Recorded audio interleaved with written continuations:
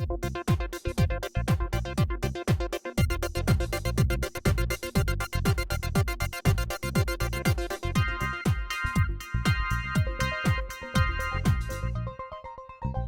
and welcome to Talking About. I am in West Hollywood, California, and I have a very special guest sitting with me today, Mr. David Moretti of the Lair.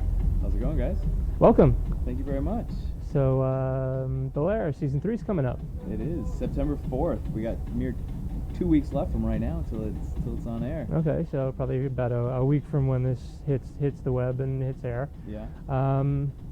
So, for the viewers who don't know what the Lair is all about, Right.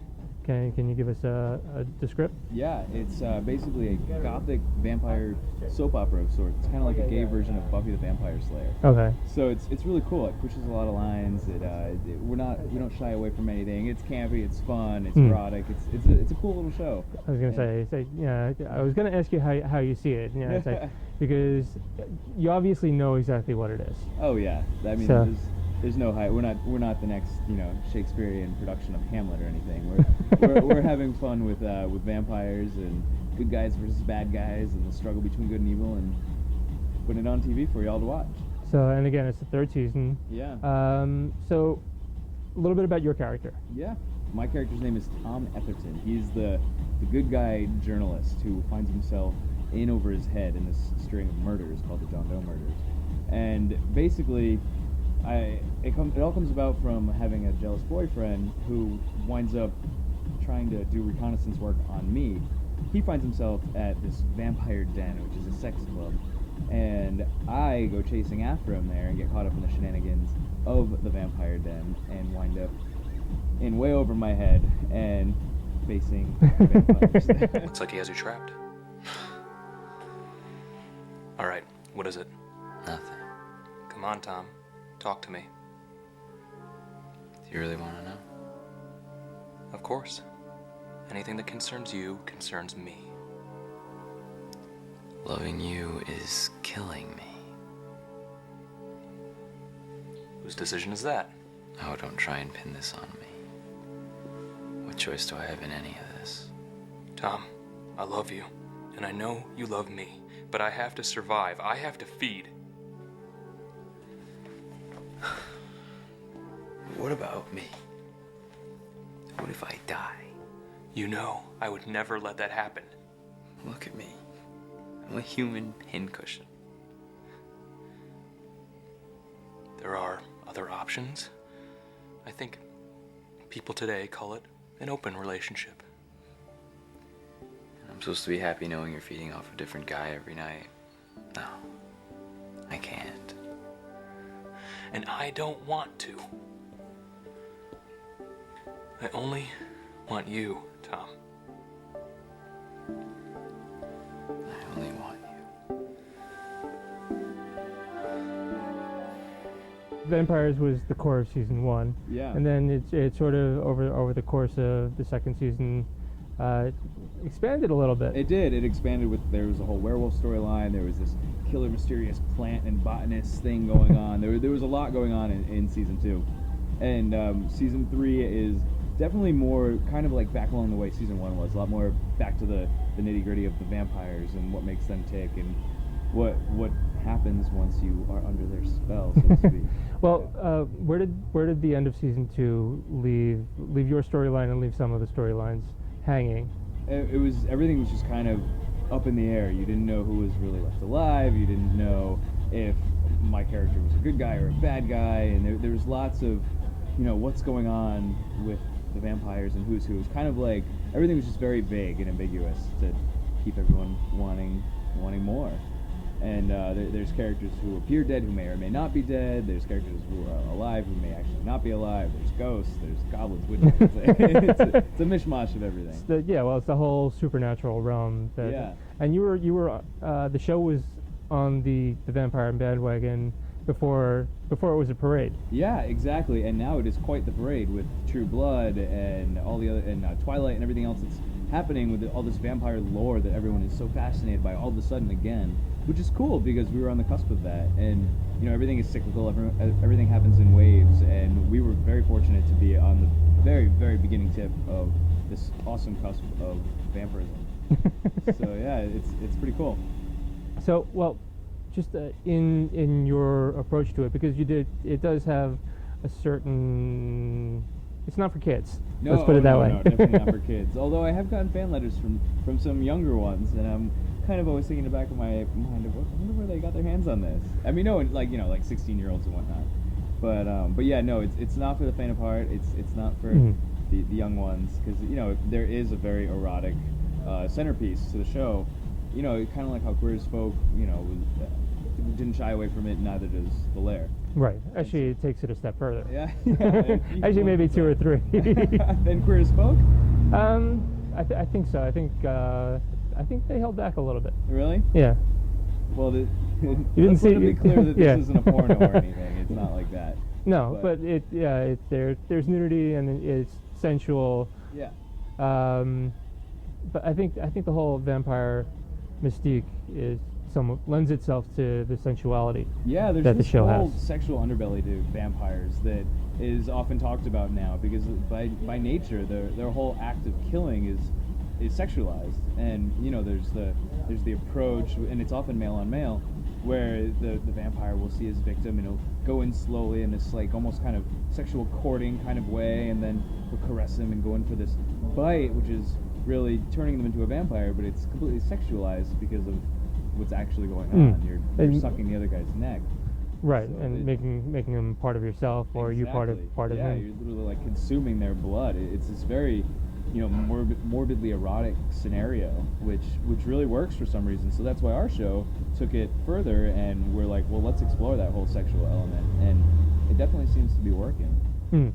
And I think just watching the evolution of the show, yes, campy, yes, erotic, but the quality has gone up as the show has progressed. Oh, wait till you see season 3. It's just a different ballpark. Like everything is just finally gelling, I think, with the cast and the production and storyline.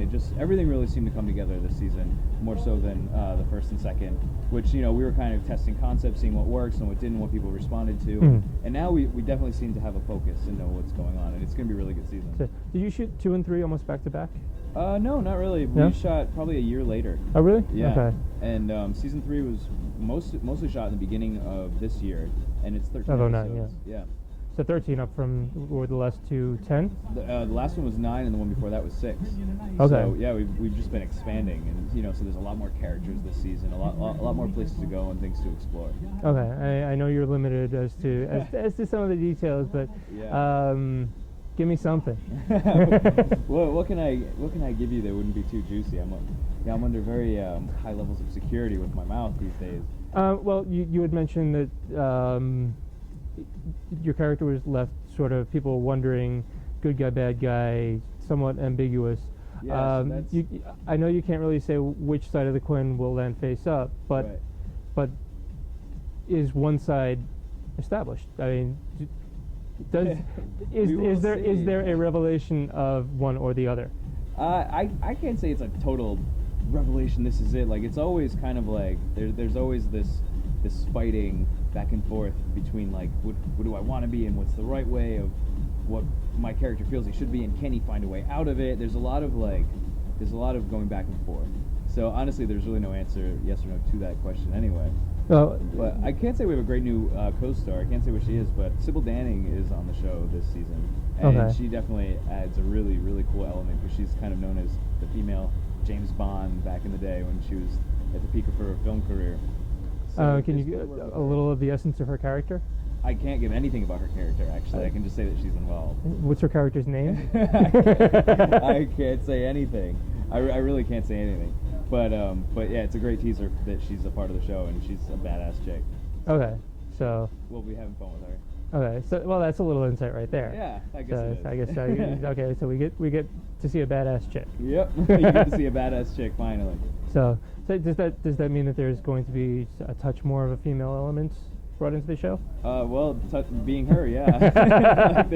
I mean, it's definitely male biased, our show, as far as character content and whatnot. But we appeal to the female masses. I definitely get my share of letters, and I get contacted by a lot of females who really enjoy the show for what it is, and They like looking at the boys doing their thing.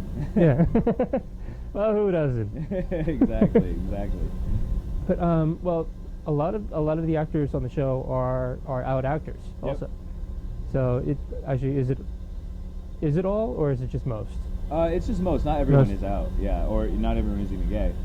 But no, it's a really cool environment to be working like that. I mean, that's a huge stepping stone in one's career to decide, how they're gonna face their sexuality. Because there's so many gay guys who are huge actors in Hollywood, and they'll never come out. And it sucks because that keeps this ceiling over a lot of us as to how high we can go, because Middle America and the red states just don't want to accept the gay actor being the leading man still. Right. So I mean, it's definitely caused issues in my growing in the career as well. Like, I don't regret doing it, but there's a lot of agents and managers and producers who really, they can only see you in a certain way once you've come out. And it's definitely troublesome when you're trying to expand and do more things than what you're doing. But fortunately for me, I have a TV series that is very conducive and coddling to that. But Hollywood is definitely still under this pretense that homosexuality is limiting, and it's very Right. unfortunate. Well, I mean, because I don't think a lot of people see a difference between being an out actor or being a professional out actor and versus being a professional homosexual. Yeah, that's very well put, and it sucks because our title is actor, and Right. so really, if you believe we're talented, then we can theoretically play any role. Right. But sexuality just takes over so much of one's persona in Hollywood, and that's all anyone talks about, straight or gay. Mhm. It's like, who are you dating? Who are you sleeping with? Where were you seen at what club? Walking out with who? Like, it's just a huge element to what makes a celebrity and what makes an actor who is in the public eye. I mean, there's so many actors too who aren't in the public eye, who they just do smaller roles in TV and films, and they can be as gay as they want. Right. And it doesn't really matter because no one's talking about it. But once you kind of start doing press and interviews, and you're putting yourself out there, and if you have more broad exposure with a TV show or the lead in a feature film, then it really does become an issue, because that's what everyone wants to know, almost more so than what you're up to half the time. Right, because then you become gay actor instead of just actor. Yep. Hence the professional homosexual. Exactly. Which in some people's eyes I am, evidently. But I definitely like to think of myself as actor first, and the sexuality is just something I'm honest about and doesn't really matter to me. Does it make your approach any different? To the role? Well, not necessarily to the role, but just to a role. Not at all. Just because our brain is wired a little bit differently, so you have to do a little more interpretation. I mean, I know that's part of what the job is. Yeah, no, it's so not a factor to me. Like, there was this movie I did called Murder.com where I played a straight guy killer, and it really, sexuality had no impact for me on that role. I was just doing my thing. I was tapping into the psyche of a maniac instead of tapping into the psyche of a sexual being. Like, it was just irrelevant, which oftentimes it is. Half the roles you audition for in Hollywood will be like, say you're going in for the new Melrose Place or something. There's like publicists and apartment landlords and things. Like, it's not the first thing you think about when you look at the characters that you're auditioning for. It's just a layer. Yeah, especially on TV and most of the smaller roles that are out there. It's just not a factor. Yeah, but again, unfortunately, it's where the gossip rags go. Oh yeah, exactly. Like when you're on a show like The Lair and you're playing the hero, it's definitely something that's going to be brought up. So what else do you have in the works? Right now, not a whole lot. Just we're doing the whole season 3 thing, and that is taking up most of my time, like doing the press and the PR and like this. Really, exactly, just like this, and just really promoting that. And I'm kind of working on another project with the network, but it's very infantile stages. So it's nothing you want to throw out there just yet. To talk about with that. And you don't want to jinx it anyway. Yeah, exactly. And So and are you still blogging? Video blogging? Video blogging. Yep. So that's what I do, like, as a creative outlet, and you can find those on YouTube right now, and they'll probably be on gay.com later on. Okay. So so that's what I'm up to right now, and just really trying to find the right fit as far as like an agent and manager who are going to take me in the right direction of my career, because it's tough to find someone who believes Who in you, can- can see past the surface. Of right, and can sexuality. support and nurture your Yeah. talent and not the other cross side. it Yeah. over. Yeah, exactly. So, okay, well, 5 years from now, what do you want to be back here telling me? 5 years from now, I want to be telling you about the house I just bought and the charities I'm donating lots of money to. Mm. Because right now, Well, you do some volunteering. oh yeah, of course. So, what are some of the organizations that you work with? There's one in New York called Pause, actually, which is it's an AIDS-based organization, and there's always an event in LA and New York. And I just got back from New York a couple of months ago, where we had this big event. It's like with a lot of soap stars, and it's a great fundraiser. It was at a bar called Prohibition, I believe. And then there's one coming up here in August, and so it just raises a lot of money for the AIDS cause, especially now with in California the health cuts and everything. It's Yeah, I really think unfortunate. Cuts everywhere. Yeah, everywhere. So I work with that. There's AIDS Project Los Angeles. There's this thing called the Gang of 100, the Trevor Project, which is the suicide hotline for teens. So I definitely try and give back where I can and to support all these organizations. There's so many of them, but there's definitely a lot of worthy causes out here. Yeah, no, I mean, I that's one thing that I really admire about people, especially when you have a recognizable face and a recognizable name, and you do put it out there for good, and you're not out there lifting your skirt at so to speak. Yeah, right. And we're so blessed to have what we do have right now. So it's like any way I can find to give back what I can is amazing and very cathartic personally. So where can people find out more about you? They can go to my website, davidmorettionline.com. Okay. That's definitely a start. There's my YouTube page with all those videos I was talking about. It's Okay. Are they linked together? There should be a link, yeah. Okay. Well, if not, you can go to youtube.com/Dave Moretti. That's for all the little funny videos I do with my co-star Ryan Nolan, and just kind of like a mini reality show about what little tidbits go on in my life on a day-to-day basis. And you can find me on Facebook. I'm pretty accessible. Okay, and we're gonna have some links to all that on the www.talkingabout.info website, along with this podcast. Over 100 other shows are up there, so Awesome. check that out. We are on Facebook, we are on YouTube, we are on MySpace, we are on just about every space that we can get into for free. Exactly. Public domain. Exactly. Thank you so much for sitting with me. Thank you. Any last words? Check out the Lair Season 3, airing September 4th on Here TV. Okay. And I will see you again next time. www.talkingabout.info. Thank you. Thank you. Thank you. Thank you.